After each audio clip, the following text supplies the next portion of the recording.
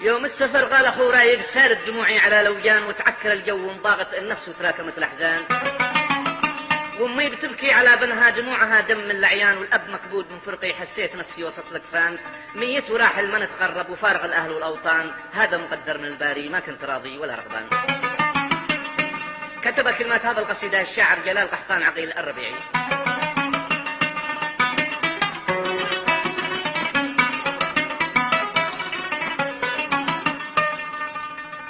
بديت بالله سبحانه، واحد أحد خالق الإنسان، وقابل التوب من عبده، ومنزل الغيث والأمزان.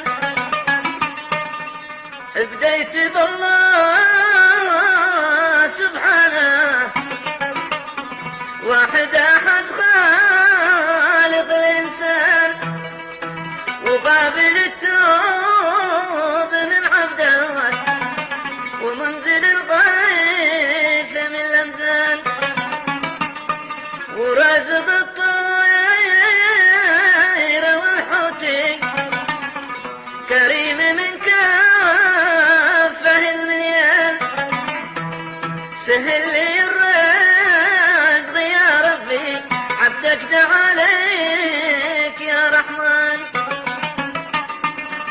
اليوم السفر قال أخو رايد، سالت دموعي على لوجان، وتعكر الجو وانضغط النفس وتراكمت الأحزان.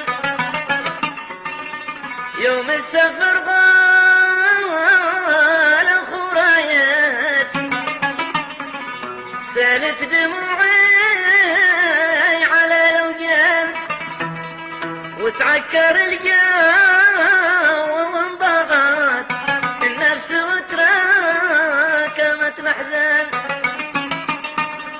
وامي بتبكي على بنها، دموعها دم من العيان، والأب مكبود من فرغي، حسيت نفسي وسط الأكفان.